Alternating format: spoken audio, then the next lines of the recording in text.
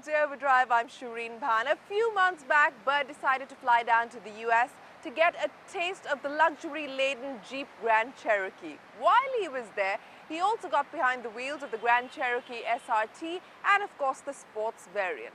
That left Team Overdrive asking for more. So we decided to send Shumi down to the US to sample the Wrangler, Jeep's thoroughbred off-roader on perhaps one of the toughest terrains that Shumi has ever driven on. Take a look at all the action.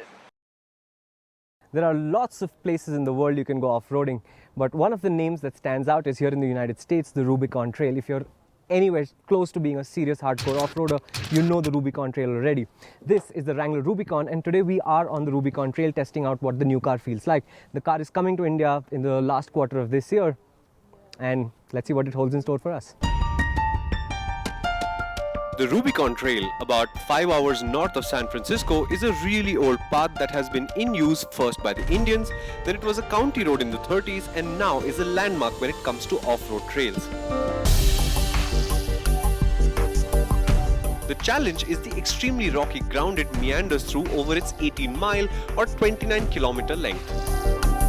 And just like Porsche likes to test at Nürburgring, off-roadability in the Wrangler is developed and proven here at the Rubicon.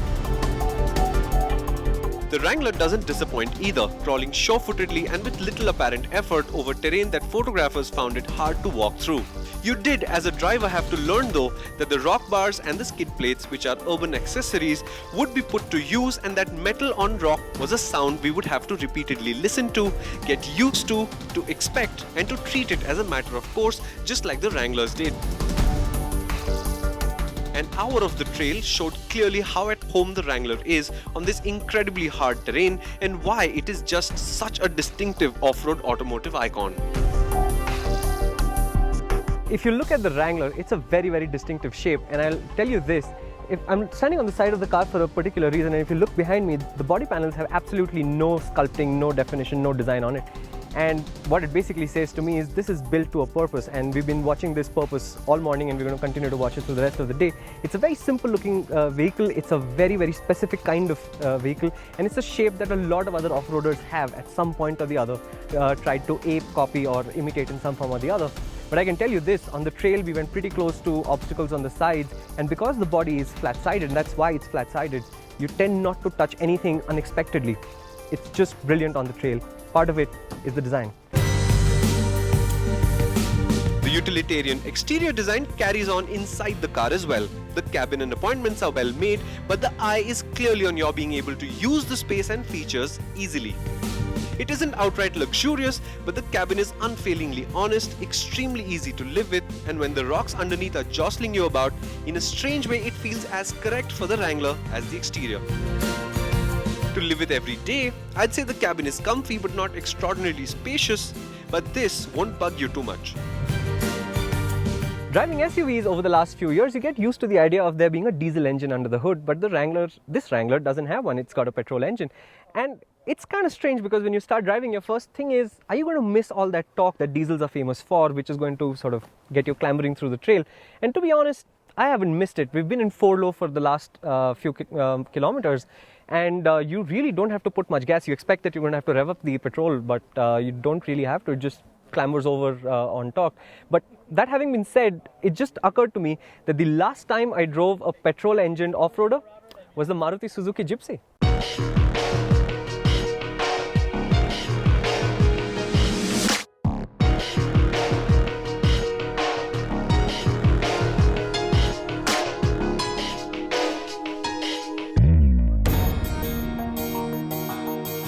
Oh my god, this trail is exhausting to drive. We're like 5 kph and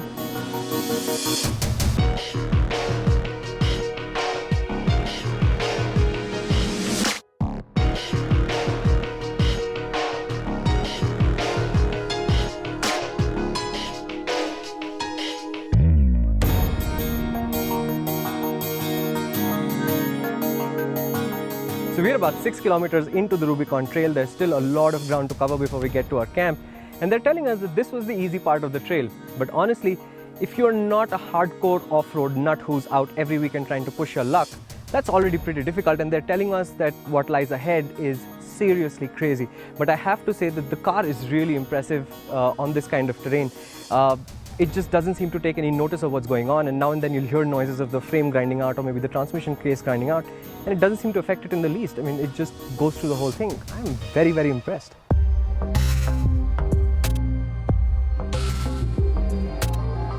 The trail guides responded to our worried faces by explaining that these top Wrangler models come with full skid plates and were meant to do this.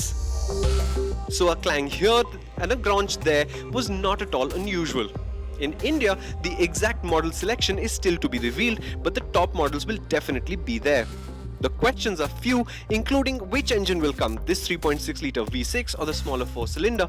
But in all cases, what we will be able to buy is an iconic shape, a lot of off-road ability, and all the hardcore outdoorsy image you'd ever want.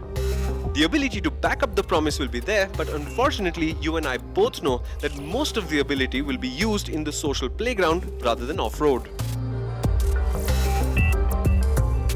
So what is the Wrangler like on road? Well, I honestly can't tell you because I haven't had a chance to try it. But Bertie was here a couple of months ago. He drove this car in Texas and he told us that it's not as difficult as you think it would be to drive on road given how good it is off road. It's actually a reasonably good car to drive on road, but we'll just have to take Bertie's word for it because honestly, these wheels today have not seen a single piece of tarmac.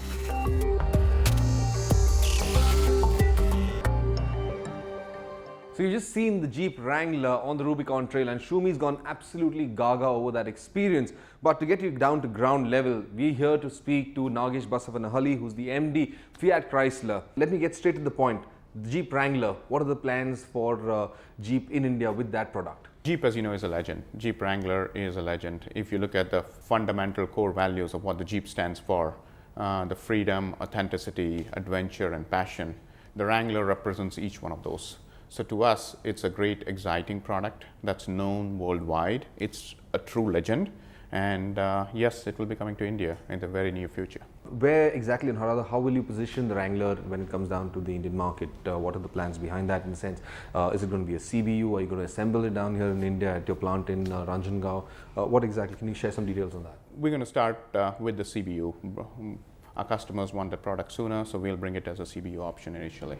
And where do you think you'll position it in terms of against competition that's there in the market or in the price bracket? What is it that you're looking at? Where do you exactly see that Wrangler fitting in? Those are the things that we are still working out. It's in our final stages of discussion. But at the end of the day, though, it is Jeep is a premium SUV, and it's a great product like we talked about, and I think it will be positioned appropriately. The other car in the other SUV, rather I should say, in the family, the Jeep family, is the Grand Cherokee. What are your plans behind that? Where do you think you position that, and by when do you think we could see that product coming out in India? Also, are you looking at getting both those products done in the market simultaneously, or will there be a gap between the two? Grand Cherokee, as you rightfully said, is the ultimate on-road, off-road vehicle. It's the ultimate vehicle which has got the refinement, luxury, craftsmanship.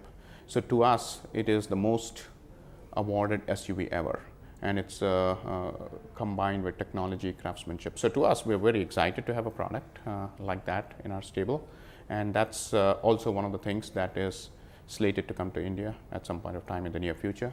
So we will be talking more about that at the right time. Could we have a few more specifics as to what is sometime in the future? Because those are your initial two products that you're going to spearhead your operations in India with. So would it be possible to get a little more specific detail? Yeah, so the goal, like was announced in the past, we are sticking to the product strategy that was announced, which meant that we would start off with both the Grand Cherokee and the Wrangler. Again, how will you sort of differentiate? So far you've been riding on the wave saying that Fiat's association with Chrysler and with Jeep coming down to India, but where do you differentiate Jeep as a standalone brand by itself?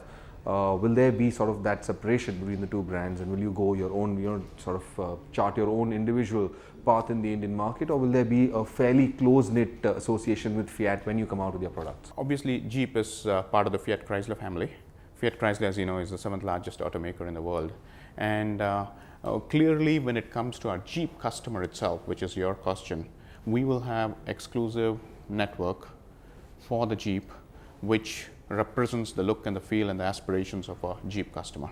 So we clearly will have Fiat exclusive showrooms, we'll have Jeep exclusive showrooms, and I think they clearly will cater to the two customer and their aspirations. So what's sure is that we're not going to be seeing a Fiat-Tata alliance kind of, outfit that is there in the past. Well, stay tuned.